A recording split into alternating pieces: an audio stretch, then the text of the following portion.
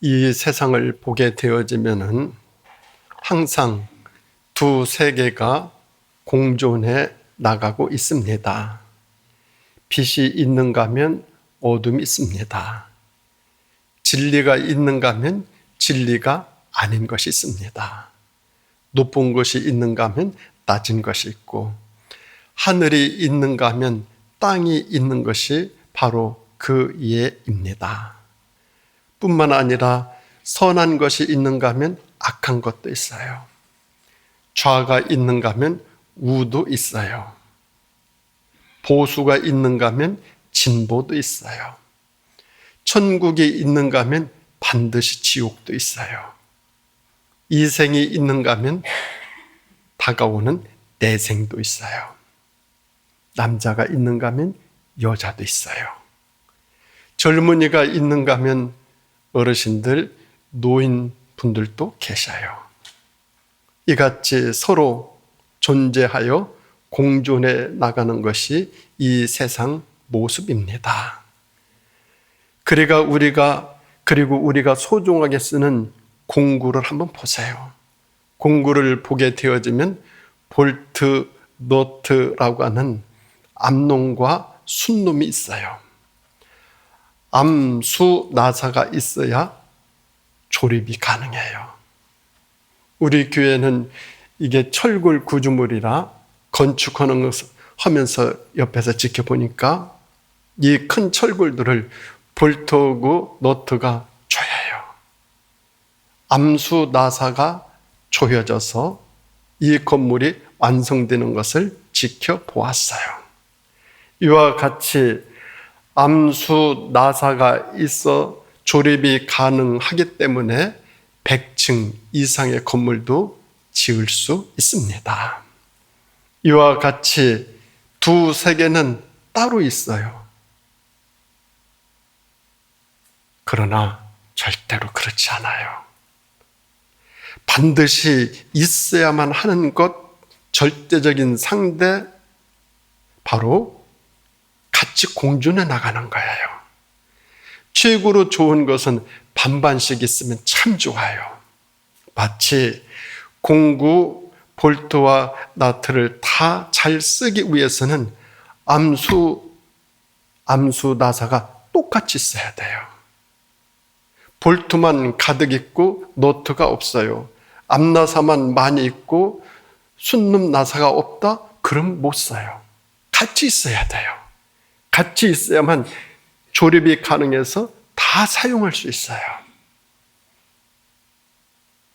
볼트가 한쪽으로만, 볼트만 있으면 아무것도 쓸 수가 없어요. 조립을 할 수가 없어요. 반반씩 있으면 좋아요. 반반씩.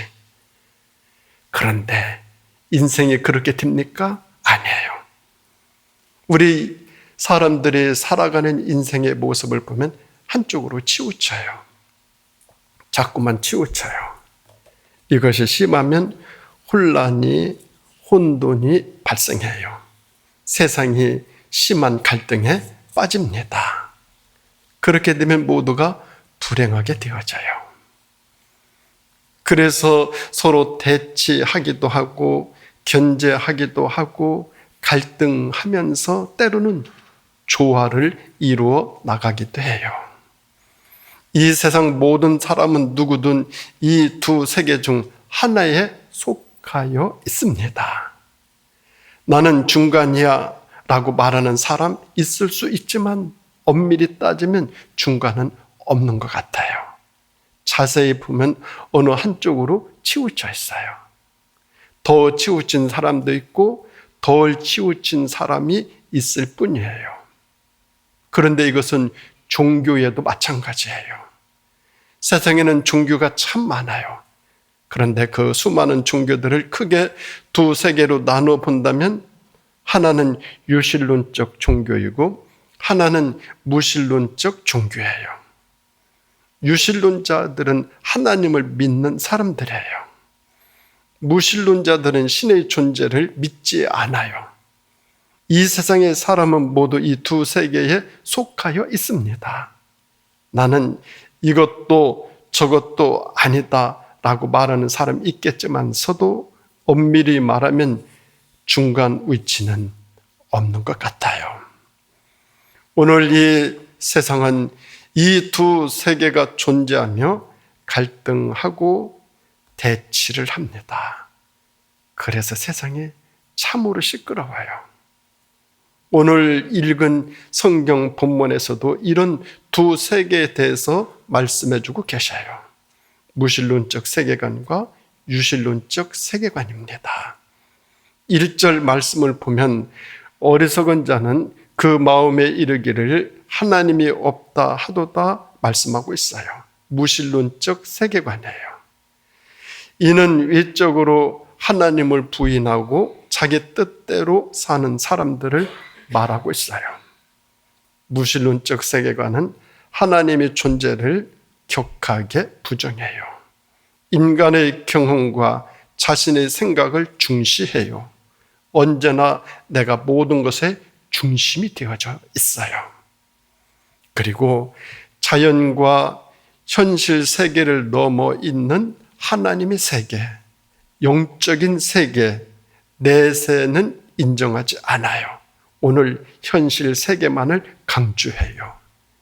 그래서 4절 끝부분 말씀을 보면은 이 사람들은 여호와를 부르지 아니하는도다 말씀하고 있어요.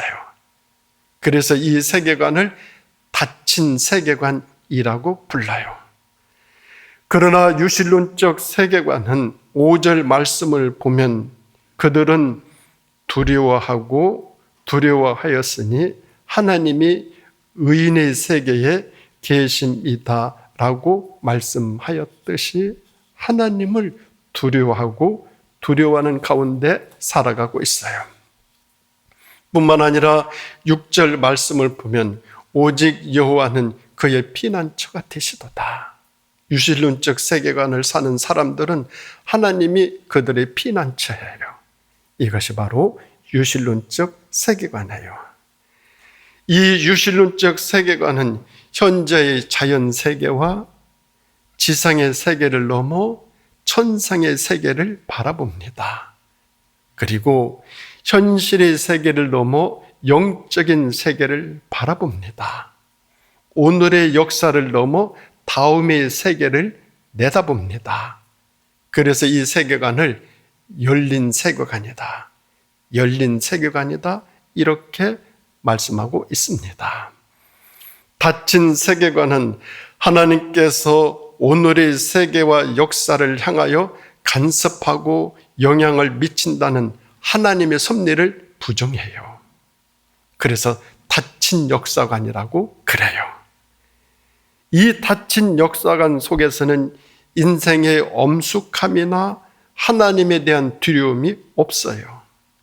그래서 이 역사관의 인생관, 이렇게 닫힌 인생관을 가지고 살아가는 사람들, 무서운 사람들이에요. 역사 속에서 닫힌 세계관을 가진 사람들이 권세를 가지게 되면 무서운 독재자들이 여기선 발생해요. 사람들을 무자비하게 죽였어요. 히틀러가 그랬고, 무솔리니가 그랬고, 김일성이가 그랬고, 일본 제국주의자들이 그리했습니다. 이 사람들은 닫힌 인생관을 가졌던 사람들이에요. 한결같이 하나님에 대한 개념이 없어요. 세상에 두렵고 무서운 대상이 없어요. 자기 마음대로 해요. 그런데 열린 역사관을 가지게 되면 오늘의 세계와 역사뿐만 아니라 오늘과 내세와 초월 세계를 인정해요. 또한 그 세계 가운데 계속해서 일하시는 하나님의 역사하심과 섭리하심을 믿어요. 그래서 이 세계관을 열린 세계관이라 이렇게 말해요. 그러니 그 삶에 엄숙함이 있어요. 두려움이 있어요. 하나님에 대한 심판을 염두에 두고 살아가요.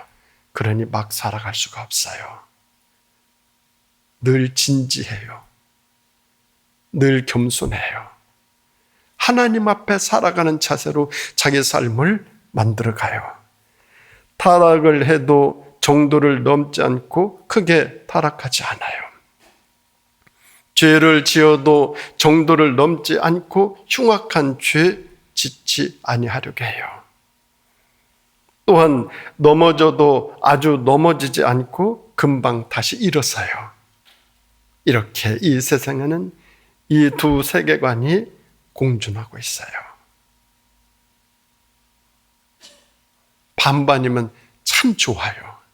그런데 그게 안 돼요. 이것도 반, 이것도 반, 반반이 되면 딱 중심이 잡혀져요. 중심이 잡혀지죠. 영성이라고 하는 것은 거룩한 중심점을 말하고 있어요. 바로 중심을 지키는 것이 영성이에요.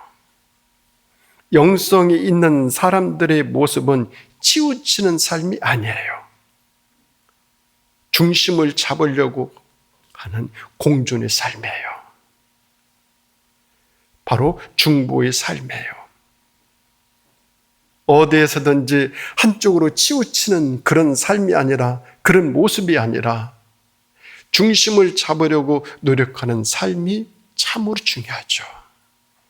그런데 오늘날 우리 사회를 보면은 다 치우쳐 있는 것 같아요. 정치, 문화, 경제, 모든 것에서 치우쳐 있어요. 너무너무 치우치니까 너무너무 시끄러워요. 너무너무 혼란스러워요. 무슨 말을 하는지 모르겠어요. 저렇게 해도 되는 건지. 한쪽으로만 치우쳐 가게 되어지면 배는 전복이 되어져요. 왜 세월호가 전복이 되었습니까? 중심을 잡아주는, 그 배의 중심을 잡아주는 그 물을 빼냈기 때문에 그렇게 됐다? 기사에서 여러분들 똑똑히 읽으셨을 거예요. 중심을 잡아주는 사람이 많으면 많을수록 세상에 안정되고 좋고, 그런데 한쪽으로만 치우치려고 그래요. 그러면 뒤집어지죠. 우리 그리스도인들이에요. 치우치지 아니하고 중심 잡으려고 노력해야 되죠. 어디에서든지 그래요. 한쪽으로 치우치면 참 편해요. 그것만 바라보고 그것만 생각하고 그것대로 행동하면 돼요. 그런데 뒤집어지는데요. 뒤집어지고 나면 다 죽는데요. 그게 안타까운 것이죠. 그 모습은 다윗의 시대에도 있었어요.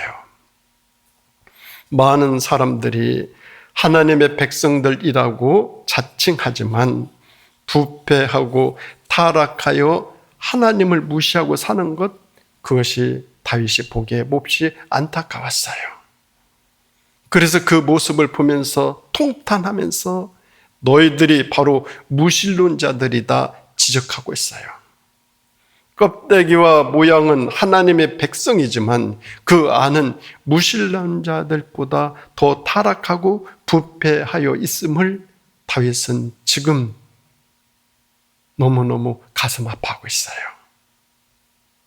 그래서 오늘 시편 14편에 말씀이 나온 거예요. 하나님을 전혀 모르는 무신론자들보다 하나님을 어렴풋이 아는 무신론자들이 더 무서워요. 모르는 사람은 설명하고 가르치고 전하면 받아들여요. 그리고 믿어요. 그런데 어렴풋이 아는 사람들, 타락하고 부패하면 더 무섭게 되어져요. 이 사람들이 적 그리스도가 되었어요. 적 그리스도는 하나님을 아는 사람들이 타락한 경우를 지칭해요. 알고는 있었어요. 그런데 뒤돌아섰어요. 적 그리스도가 됐어요. 사탄 천사가 하나님께 반기를 들고 타락해서 무엇이 됐어요? 사탄이 됐어요. 하나님께 반기를 들고 타락한 존재, 그게 바로 사탄이에요. 그러므로 우리 그리스도인들은 주어진 단 한 번의 삶을 항상 겸허하고 엄숙하고 어미롭게 살아가야 되죠. 사람 살아가는 우리 일생의 여정 속에 엄숙할 세 때가 있어요. 첫째는 태어날 때예요. 태어나는 시간은 인생을 출발하는 시작의 시간이에요. 모든 일에 출발이 좋아야 하듯 사람의 출생도 모든 가족들이 기다리고 축복 속에서 시작되어지면 얼마나 좋겠어요. 왜냐하면 출발이 좋아야 결과도 좋은 영향을 끼치기 때문에 그렇습니다. 그렇기에 결혼도 부부됨도 첫 아이를 낳는 것도 엄숙함 속에서, 정말 엄숙함 속에서 시작이 되어져야 되죠. 장난으로, 농담식으로, 두루뭉술, 얼렁뚱땅, 대충대충 아니죠. 진지함과 엄숙함으로 모든 일들이 시작되어져야 되죠. 그런가 하면 엄숙함의 두 번째 순간은 죽음의 때예요. 히브리서 9장 27에서 28절 말씀 보면 사람이 한 번 죽는 것은 사람에게 정하신 날이라고 말씀하고 있어요. 나의 생명에 다하는 이 시간, 세상에서 가장 엄숙한 순간이에요. 왜냐하면 죽음 자체가 엄숙하기 때문에 그렇습니다. 그래서 죽음의 장소에서는 말도 줄이고 웃음도 줄여야 돼요. 왜냐? 엄숙한 장소, 엄숙한 순간이기 때문에 그렇습니다. 우리는 이 시간을 생각하며 살아나가야 되죠. 노년의 인생일수록 늘 멋있게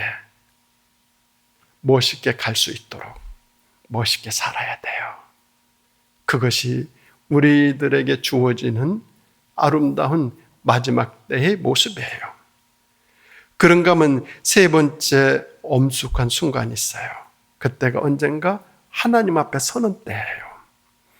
히브리서 9장 28절 말씀 보면 사람에게 한 번 죽는 것은 정하신 것이요 그 다음은 심판이 있으리라.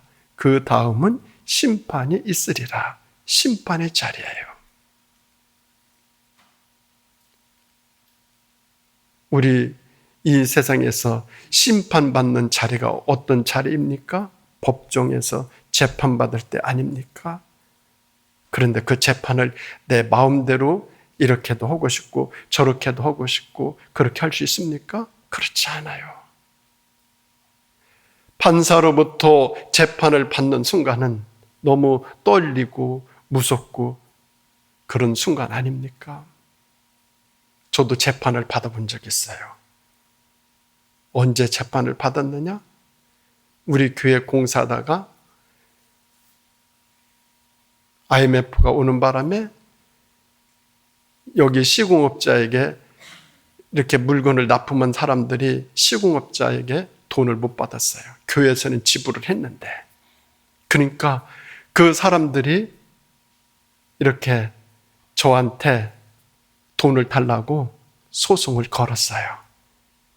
집에 빨간 딱지도 붙이고요. 이제 그렇게 되니까 재판으로 되어지더라고요. 그래서 재판받으러 수원 지방법원에 갔었어요. 그때 세문안교회 변호사 아는 분이 그분이 와서 목사님은 가만히 계세요. 제가 다 알아서 하겠습니다. 그런데 재판받을 때 저는 그 앞에 있었어야 돼요. 그리고 나머지는 변호사가 다 알아서 이렇게 했죠. 물론 재판에서 이기긴 했습니다만서도 법정에서 그때 이렇게 보면서 판사의 말 한마디, 오라고 하는 그 시간, 뭐 하라고 하는 것 그대로 해야만 했어요. 아, 법정이라는 것이 이런 곳이구나. 이렇게 하는구나. 처음 경험해 봤어요. 이와 같이 심판이 있을 뿐이로다. 하나님 앞에 서는 때예요. 우리의 삶을 더욱 엄숙하게 만드는 것, 이 심판의 때예요. 근데 이 심판을 내 마음대로 절대 할 수 없어요. 판사가 하라는 대로 해야 돼요. 하나님이 살아온 모든 것들을 심판하셔요. 얼마나 엄숙해요. 얼마나 긴장돼요. 우리는 모두 죽는 것으로 끝난다? 아니에요. 죽음으로 다 끝나지 않아요. 절대로 안 끝나요. 우리 믿는 사람들은 하나님 앞에 서는 시간을 맞이하게 돼요. 죽음 다음에 하나님 앞에 서는 때, 우리 그리스도인들이 이 시간 때문에 하나님 앞에 서야 되기 때문에 세상 함부로 살 수 없어요. 함부로 말할 수 없어요. 함부로 행동할 수 없어요. 그런데 무신론자들은, 하나님을 두려워하지 않는 사람들은 그런 것이 문제가 안 돼요. 막 하고 자기 하고 싶은 대로 말을 하더라도 어떻게 저렇게 말할 수 있나. 참 안타까운 모습들 많이 보고 계시죠. 사도 바울에게 죽음의 시간은 쉼의 시간이었고, 하나님 앞에 서는 시간은 면류관을 받고 공로를 인정받는 시간이었어요. 사도 바울에게 있어서 하나님 앞에 서는 시간은 하나님으로부터 의의 면류관을 받고 자기가 살아온 삶을 인정받는 그런 시간이었어요. 우리 삶도 그렇게 돼야 되지 않겠습니까? 그런데 누구나 다 그런 것은 아니지요. 무신론자들은 그 시간을 억지로 무시하고 살아갑니다. 그들의 개념 속에는 장차 있을 심판이나 하나님 앞에 서는 시간 따위는 전혀 고려하고 있지 않습니다. 그런데 세상에 정말 무신론자들이 존재할 수 있습니까? 그렇지 않아요. 종말의 순간이 다가와도 나는 무신론자다 말할 수 있을까요? 히브리 격언에 이런 말이 있어요. 사탄도 중병에 걸리면 천사가 된다. 포악한 사형수들도 사형당할 시간이 다가오면 모두 천사가 된다고 그래요. 하나님 앞에 서는 것, 하나님 앞에 나중에 가서 설 때를 생각하면은 지금까지 살아온 것이 참 그렇죠. 천사가 안 될 수가 없죠. 그러면 하나님이 이 세상을 향한 궁극적인 목표, 그것은 무엇일까요? 회복과 구원이에요. 회복과 구원. 하나님은 이 세상의 모든 것들이 회복되어 구원받아지는 것, 우리 하나님은 정말 원하셔요. 다윗은 하나님을 무시하는 세상의 타락을 목도하고 있어요. 그리고 하나님 안에 있는 무신론자들을 보면서 결국 하나님께서는 이 세상을 반드시 구원하실 것이라 확신했어요. 그래서 7절에 이렇게 고백해요. 그때 야곱이 즐거워하고 이스라엘이 기뻐하리로다. 즐거워하고 기뻐하리로다.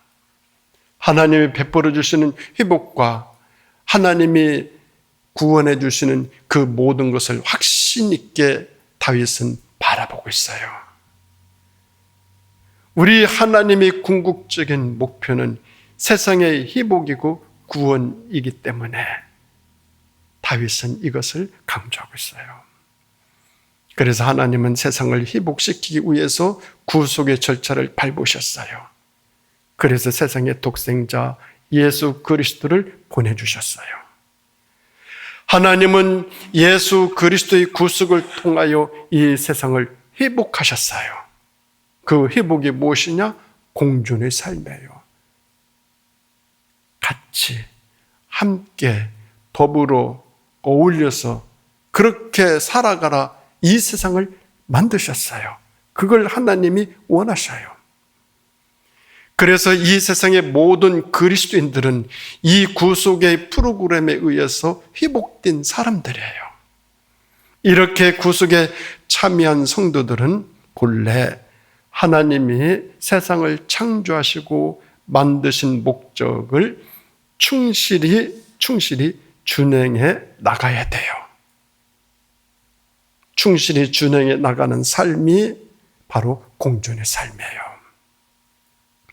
이 공존의 삶은 하나님 보시기에 심히 좋은 모습이에요. 나만 이것이 아니라 같이 함께 더불어 어울려서 회복되어지고 구원받아지는 것. 하나님은 정말 그걸 원하셔요. 그런데 자꾸 치우쳐요. 자꾸 이리 치우치고 저리 치우쳐요. 하나님 절대 원하지 않으셔요. 그런데 그런 모습이 보인다는 말이에요. 안타까운 거예요. 여기 아름다운 공존의 삶의 예를 소개해 드립니다. 지난 10월 3일 한 보름 전이죠. 한국일보에 실린 기사 내용입니다. 이 기사를 보면서 저에게 울림을 주었어요. 이 기사 내용이 저에게 어떤 감동을 주었어요. 그래서 이 설교를 준비하게 되었습니다.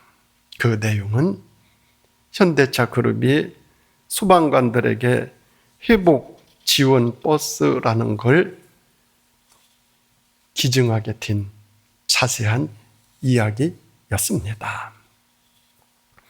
소방관들이 산불이나 대형 화재가 발생하면 몇 날 며칠 현장에 머물러야 하고 화재에 맞서 혼신의 힘을 다해 싸우지만 불이 꺼지지 않으면 자리를 비울 수 없기에 교대로 잠시 쉬는 동안에 몸을 기대 쉴 만한 공간이 마땅치 않아요.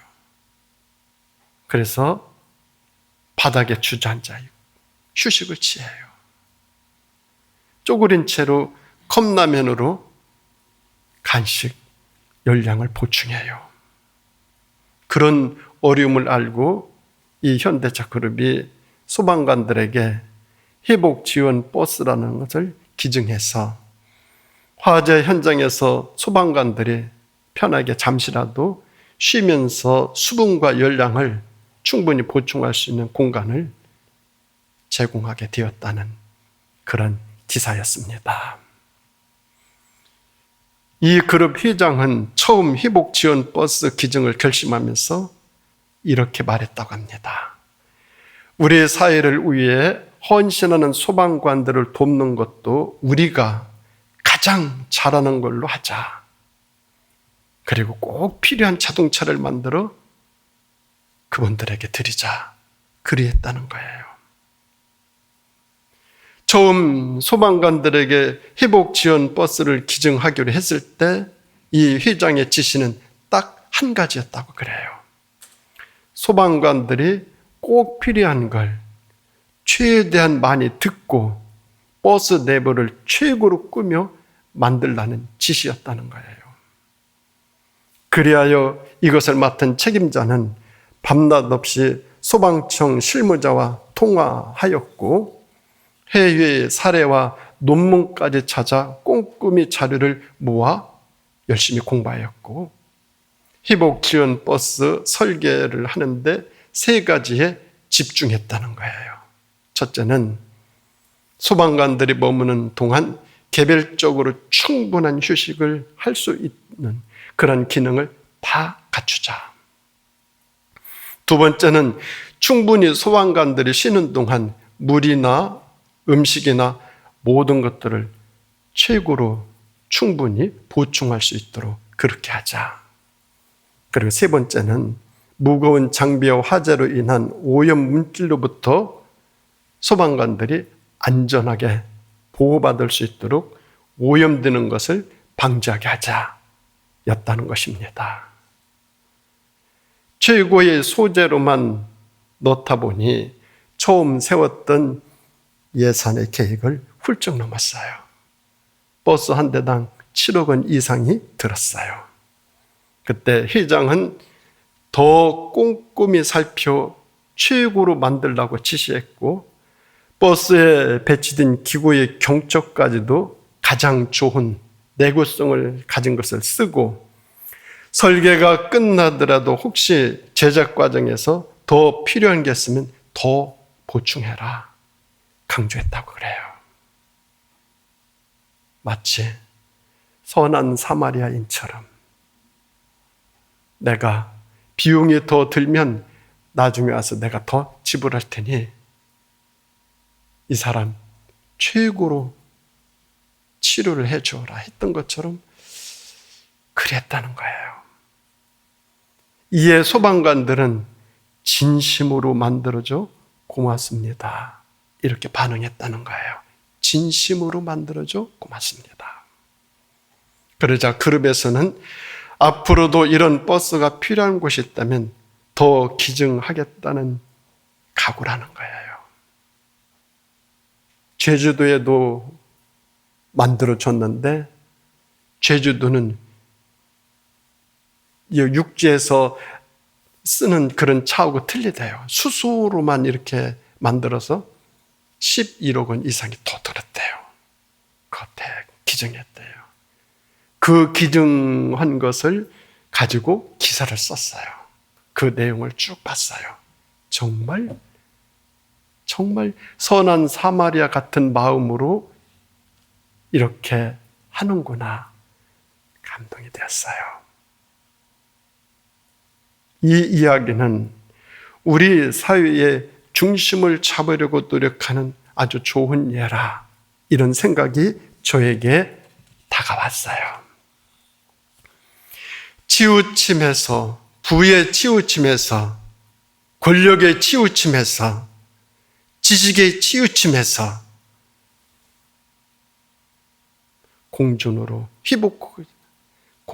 회복해 나가자 하는 그런 회복 지원 버스라는 그 이름도 참 마음에 쏙 들었어요. 왜? 우리나라에서, 아시아에서 최초로 여자분이, 한강이라는 작가가 문학상을 받아 얼마나 경사스러운 일이에요. 너무나 박수 보내고 너무나 좋고 너무나 축하할 일이죠. 그런데 한편에서는 박수만을 보낼 수 없는 그런 마음인 것 같아요. 제가 바라기는 지금 치우쳐진 그런 모습이라면 언젠가는 이 작가가 젊기 때문에 중심을 잡아주는 그런, 앞으로 그분이 쓰는 작품 속에서 우리 사회를, 이 세상을 중심을 잡아주는 그런 글이, 그런 작품이 나왔으면 하는 그런 바람이기도 해요. 한쪽 편의 사람들로부터만 축하받는 것이 아니고 모든 사람들로부터 축하받을 수 있는 그런 작품이었으면 앞으로 그런 작품도 쓸 거라고 저는 믿으시지 않아요. 그래야 되죠. 치우침에서 공존으로 회복이 되어 가야 되죠. 세상을 만드시고 보시기에 심히 좋으셨던 우리 하나님께서 현대자 그룹에서 이런 마음과 이런 모습을 가지고 치우침에서 공존함으로 나가는 이런 모습을 보고 우리 하나님 얼마나 좋아하실까요? 있는 사람들이라고 이렇게 다 합니까? 아니죠. 어쩌면 있는 사람들이 더 무섭지 않습니까? 더 잔인하지 않습니까? 그런데 있는 사람들일수록 치우치는 것이 아니라 공존을 위하여, 이 세상의 회복과 구원을 위해서 이렇게 마음을 써준다면 세상은 참 좋을 거예요. 그리고 그 모습 속에서 하나님은 심히 기뻐하실 거예요. 10월은 결실의 달입니다. 모든 만물의 결실로 자신의 존재감을 드러나기 위해서 얼마나 많은 갈등과 공존의 과정을 거쳤겠어요.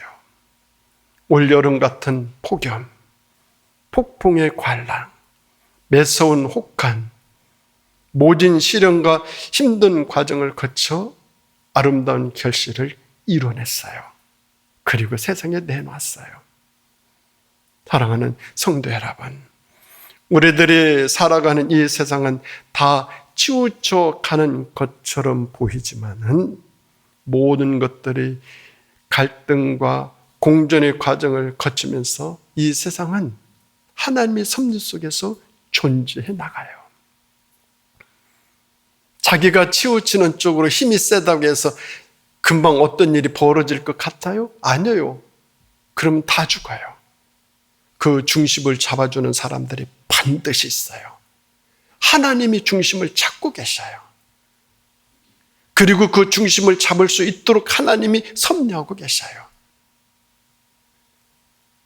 이러한 세상 가운데 우리는 더더욱 자신의 가치와 존재를 깨닫고 성찰하면서 아름다운 삶으로 성장하고 성숙해서 귀하고 복된 결실로 하나님께 영광 드리고 모든 사람들과 함께 더불어 복된 삶을 살아가는 공존의 삶, 그런 삶을 살아갈 수 있기를 예수님의 이름으로 축원드립니다. 기도하시겠습니다. 하나님 아버지, 참으로 감사합니다. 저희들이 살아가면서 때로는 한쪽으로 치우칠 때가 있습니다. 저희들의 생각도, 저희들의 행동도, 저희들의 말도, 저희들의 지식도, 저희들이 가지고 있는 소양도 한쪽으로 치우칠 때 있습니다. 주님, 치우치는 삶이 아니라 저희들 공존의 삶으로 하나님이 원하시는 삶의 중심, 거룩한 영성을 지니고 살아가는 저희들 되게 인도하여 주시옵소서. 그래요, 어디에서든지 치우치는 삶이 아니라 중심을 잡아가는 공존의 삶 되어질 수 있도록 인도하여 주시기를 예수님의 이름으로 간절히 기도드립니다. 아멘.